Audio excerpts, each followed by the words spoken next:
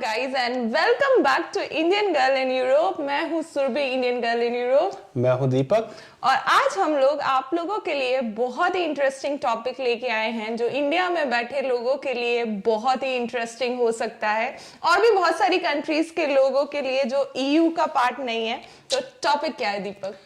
बहुत ज्यादा interesting topic है। आज हम बात करने वाले हैं कि आईटी प्रोफेशनल्स के लिए job market, current job scenario क्या है जर्मनी के अंदर।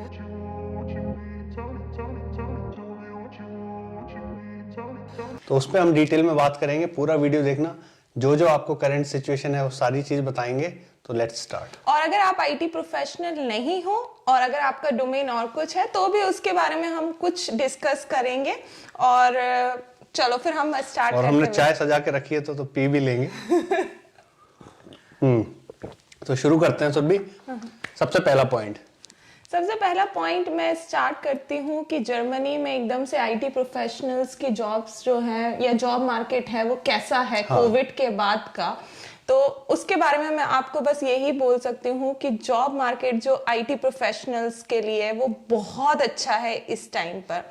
वी हैव हर्ड बहुत सारे लोगों से कि यहाँ का जो जॉब मार्केट है, मतलब लोगों को जॉब्स जो हैं वो विद इन जर्मनी तो बहुत इजीली मिल ही रही है, लेकिन अगर मैं बात करूँ दूसरी countries like India, Pakistan, Iran, यहाँ के लोगों को भी जॉब्स जो हैं वो बहुत इजीली मिल रही हैं यहाँ पर। और उसका रीजन क्या है दीपक, क्यों इतनी इजीली मिल रही हैं जॉब? देखो, जितना हमें समझ में आया है, जो हम यहाँ पर रह के जर्मनी में रह के जितना हम समझ रहे हैं, इवन जैसे कि सुरभि वीडियोज भी बनाती है सिमिलर बैकग्राउंड से रिलेटेड, तो काफी लोगों से कांटेक्ट भी होता है जो यहाँ पर शिफ्ट हो रहे हैं इंडिया से सिमिलर डोमेन में। हमें इतना समझ में आया है कि अभी के टाइम पे आईटी मार्केट बहुत अच्छा है जर्मनी में।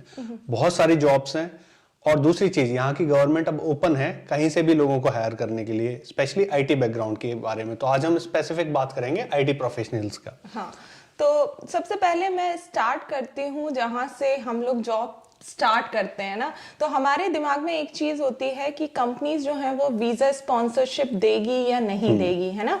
अगर आप इंडिया में बैठ के अप्लाई कर रहे हो तो वेदर कंपनी आपको ओपनली बोलेगी कि यार आ जाओ या वीजा स्पॉन्सर करेगी या नहीं। तो हम आपको एक चीज बता देते हैं यहाँ पर, अदर देन दूसरी कंट्रीज जो हमने सुना है, जर्मनी में वीजा स्पॉन्सरशिप नाम की कोई चीज ही नहीं होती। कि ये एक चीज मैं क्लेरिफाई करता हूँ, काफी लोग पूछते भी हैं मैसेज करके कि कौन सी कंपनी वीजा स्पॉन्सर करती है, कौन सी नहीं करती। ऐसा स्पेसिफिक यहाँ पर कुछ है नहीं, जैसा कि यूएस में, यूके में होता है। यहाँ पर जनरली ये है, आज के टाइम पे आईटी में जॉब्स बहुत हैं, कोई भी कंपनी रैंडमली वीजा देने के लिए रेडी है, कई कंपनीज नहीं भी रेडी है। तो वीजा स्पॉन्सरशिप नाम की कोई चीज नहीं होती। ये क्या करते हैं, अगर आपने इंटरव्यू दिया, आपके पास अगर जॉब ऑफर है, आप जाओ वर्क परमिट अप्लाई करो इंडिया में या जिस भी कंट्री से आप देख रहे हैं, अपनी एम्बेसी में जाकर जर्मनी का आपको वर्क परमिट मिल जाएगा। सिंपल है, आपके पास जॉब ऑफर चाहिए, दैट्स इट। इन केस आपके पास जॉब कॉन्ट्रैक्ट है, जॉब ऑफर है जर्मनी का, तो आपको वीजा जो है वो वर्क परमिट में कन्वर्ट हो जाएगा। उसके लिए आपको एम्बेसी जाना पड़ेगा, वो 8,000 8,500 रुपए लगते हैं। तो इतना पैसा भी नहीं है, इन्वेस्टमेंट भी नहीं है, एंड इट्स जस्ट एक प्रोसेस है जो आपको फॉलो करनी पड़ेगी। सेकेंड चीज आती है कि यार एक चीज होती है ना दीपक कि इंडिया में ही बैठ के आप जॉब अप्लाई कर रहे हो तो लोगों को ये भी लगता है कि यार हमें क्यों लेंगे, वो यहीं के लोगों को नहीं लेंगे। तो मैं सिर्फ आपके मोटिवेशन के लिए एक चीज बता देती हूँ। इन केस आपने रिसेंटली इंटरव्यू दिया है ना, आप सॉफ्टवेयर इंजीनियर हो, आपने रिसेंटली इंटरव्यू दिया और आपका नहीं हुआ, तो उसका सिर्फ एक ही रीजन हो सकता है। और वो रीजन क्या हो सकता है दीपक?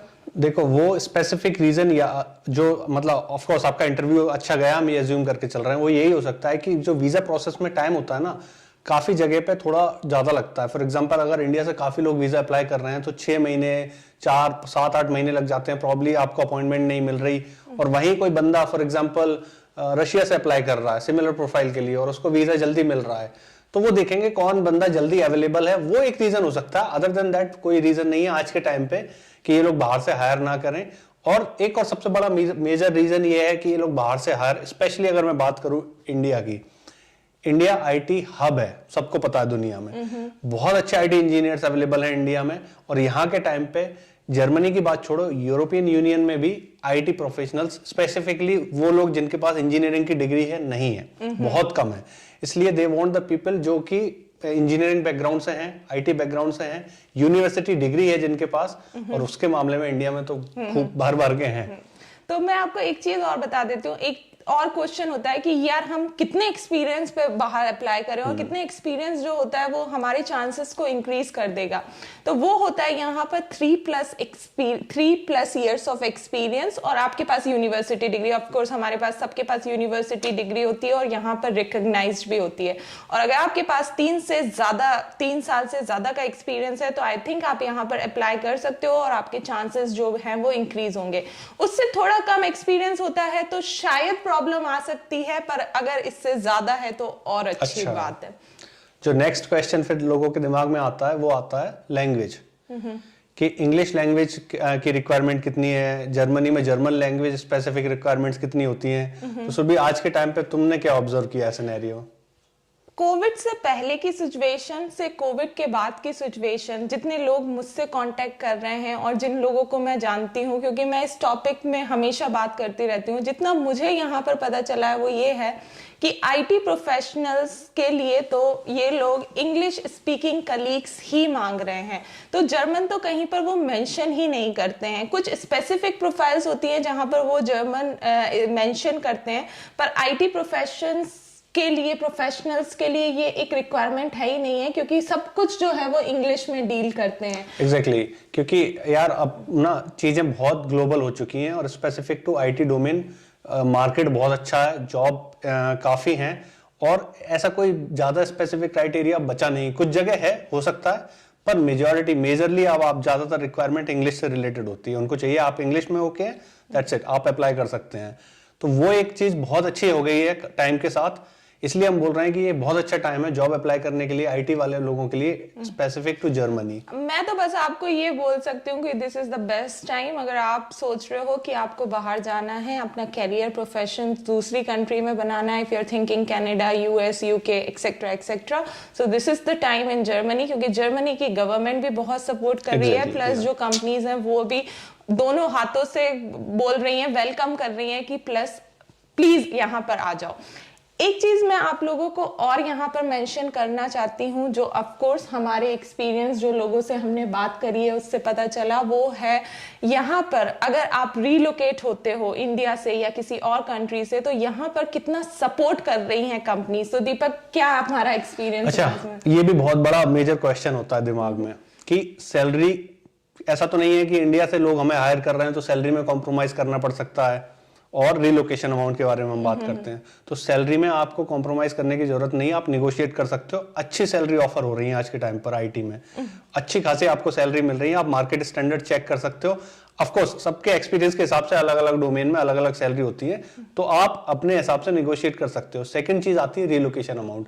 आज के टाइम पे कंपनीज अच्छा खासा रिलोकेशन अमाउंट भी दे रही हैं आपको। जर्मनी, इंडिया से जर्मनी शिफ्ट हो रहे हैं आप, या किसी और एशियन कंट्री से जर्मनी शिफ्ट हो रहे हैं आप, हमने काफी फ्रेंड से मतलब लोगों से सुना भी है 10,000 यूरो तक भी रिलोकेशन अमाउंट मिला है, कईयों को उससे ज्यादा भी मिला है, उससे कम भी मिला है, डिपेंडिंग ऑन कि आप किस प्रोफाइल पे जा रहे हो। Exactly. पर अगर आप सैलरी पे एक हद तक नेगोशिएट कर रहे हो और उसके बाद नहीं कर पा रहे हो तो आपको रीलोकेशन सपोर्ट मिलेगा, जो कि बहुत अच्छी बात है। मतलब वी हैव हर्ड 10,000 यूरो तक, तो हो सकता है आपको भी इससे कम या ज्यादा मिले। तो दिस इज ऑल्सो समथिंग जो हमें आप लोगों से शेयर करना था। हाँ, क्योंकि अगर आप कहीं ना कहीं सैलरी में आपका नेगोशिएशन एक पॉइंट पे जाकर रुक गया तो आप रिलोकेशन अमाउंट पे नेगोशिएट कर सकते हो। दीपक, हम लोग क्या है ना, हिचकते भी हैं कि वेदर यार हम मांगे इससे ज्यादा पैसा। हाँ, हमें ये लगता है कि अपॉर्चुनिटी मिल रही है यार, जो मिल रहा है ले लो, देखेंगे। पर नहीं, आप ओपनली निगोशिएट करो आज के टाइम पर। एंड ऑफ द डे तो निगोशिएशन है ना ये दोनों तरफ से, और जैसा मार्केट है आज के टाइम पे, आपका अगर स्किल्स है और आप मैच हो रहे हो तो आपको जो मनचाही सैलरी है वो मिल जाएगी। ऑफ कोर्स उनके रेंज में होनी चाहिए। तो नेक्स्ट पॉइंट जो है वो भी बहुत इंटरेस्टिंग पॉइंट है, ऑफ कोर्स आपको हेल्प करेगा अगर आपको चूज करना है। तो वो क्या पॉइंट है दीपक? नेक्स्ट वो है कि मैं आपको एक ब्रॉड आइडिया देता हूं कि किस तरह की कंपनीज में आप स्पेशली इंडिया से बैठ के अप्लाई कर सकते हैं। वो है कि आप या तो जो मल्टीनेशनल कंपनीज हैं, बड़ी आईटी कंपनीज हैं, उनमें अप्लाई करो, या फिर जो स्टार्टअप्स हैं स्पेसिफिकली, चाहे वो लोकल यहां से शुरू हुई हैं या बाहर से फंडेड हैं, स्टार्टअप्स में आप अप्लाई करो, अच्छी सैलरी मिलेगी, इजीली जॉब मिलेगी आपको। और एक चीज मैं आपको बताता हूं कि जब आप कंपनी को सर्च कर रहे होते हैं ना, तो हो सकता है आपको ऐसी कंपनीज में जॉब भी मिल जाए जो मैं बताने जा रहा हूं। कुछ ऐसी स्पेसिफिक कंपनीज आप सर्च करो जिनमें एम्प्लॉयज 200 से 250 300 या 500 तक एम्प्लॉयज हैं। आप उनका प्रोफाइल जाके चेक करो लिंक्डइन पे कि वो कहाँ से कंपनी शुरू हुई है। अगर कोई स्मॉलर टाउन्स में जर्मनी में शुरू हुई है और मेजॉरिटी ऑफ एम्प्लॉयज उनके जर्मन है और जॉब डिस्क्रिप्शन भी जर्मन लैंग्वेज में है, तो वो आपका टाइम वेस्ट हो सकता है। वहां पे मुझे नहीं लगता कि वो प्रेफर करेंगे बाहर से लोगों को। इसलिए आप कोशिश करो कि जो मल्टीनेशनल कंपनीज हैं, मीडियम स्मॉल स्केल की कंपनीज है लेकिन बाहर की कंपनी यहाँ पे सेटअप है, और स्टार्टअप्स, इनमें आपको बहुत इजीली अपॉर्चुनिटी मिल जाए। इसके बाद कौन सी ऐसी मेजर सिटीज हैं जहां पे आपको बहुत ज्यादा चांसेस बनते हैं, वो सुबह बताएगी।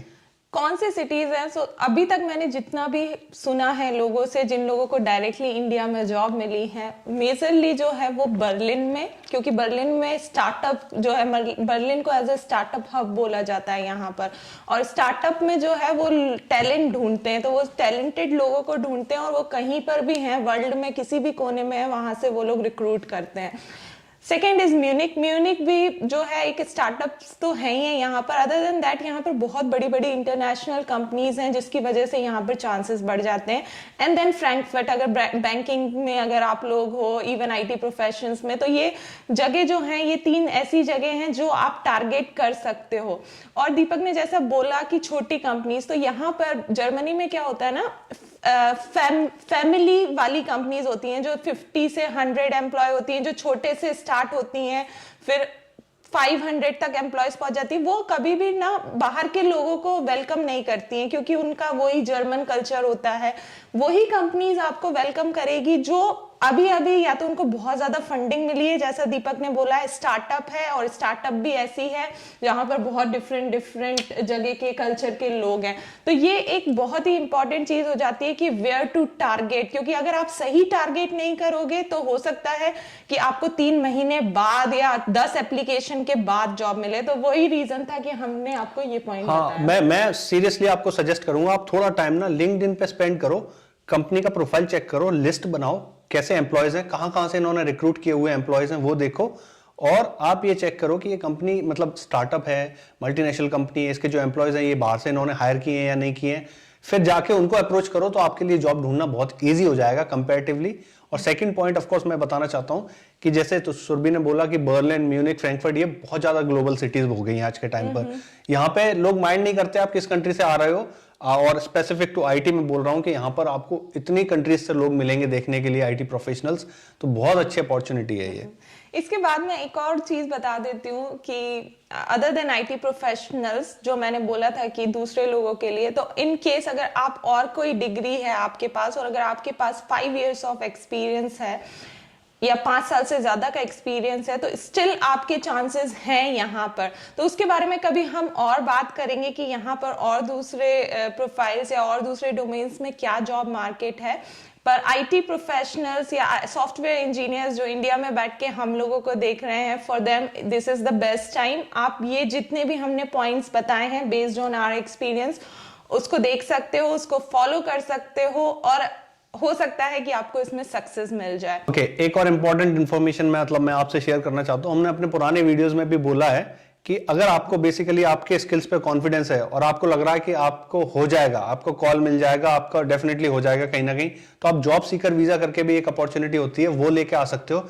6 महीने का आपको वीजा मिलता है, आप जर्मनी आइए।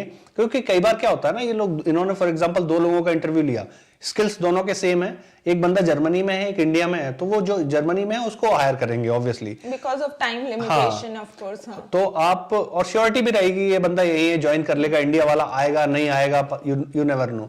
तो जॉब सीकर वीजा 6 महीने के लिए मिलता है। आप आओ यहाँ पर, जॉब ढूंढो, मिल गई तो फटाफट आपका जो जॉब सीकर वीजा है वो आपका वर्क परमिट में इमीडिएटली यहीं पे कन्वर्ट हो जाएगा।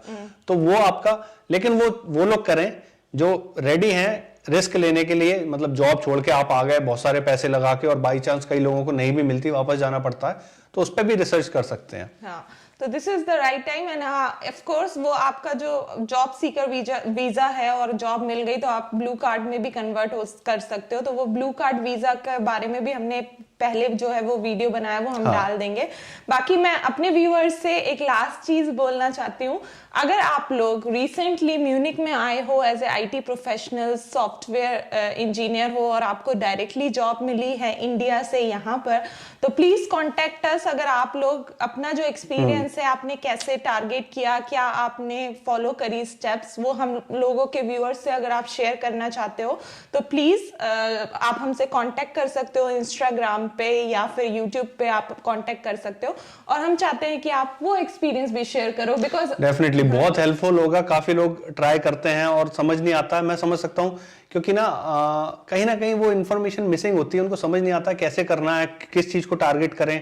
तो जो लोग वो कर चुके हैं या जिन्होंने रिसेंटली ऐसा किया, अगर वो एक्सपीरियंस शेयर करना चाहते हैं तो बहुत सारे लोगों की हेल्प होगी। तो बहुत बहुत आप लोगों का वेलकम है हमारे चैनल पे, आप बिल्कुल आ सकते हैं। तो गाइस इसी के साथ हम लोग जाते हैं और जॉब मार्केट अच्छा है, जॉब से अप्लाई करो, स्टेप्स जो है वो फॉलो करते हैं। नेक्स्ट किसी वीडियो में जो कि इंफॉर्मेटिव होगा या फिर ट्रैवल वीडियो होगा। आपको ये वीडियो कैसा लगे वो जरूर बताना, और अगर आपके कुछ और क्वेरीज हैं तो आप प्लीज कमेंट करना, हम कोशिश करेंगे आंसर करने की। और अगर कुछ ब्रॉड रेंज में कोई आपको टॉपिक पे वीडियो बनवाना है तो आप प्लीज कमेंट करना, हम उस पर वीडियो बनाने की कोशिश करेंगे। एंड ऑफ कोर्स आप लोग please do not forget to like, share and subscribe and press the bell icon, क्योंकि हम लोग इस चैनल पे अब बहुत सारे इंफॉर्मेटिव वीडियोस की सीरीज लेके आने वाले हैं जो आप लोगों के लिए हेल्प करेगी। Bye bye guys. Success is a finicky thing, and if you ain't sure, no, it'll never be.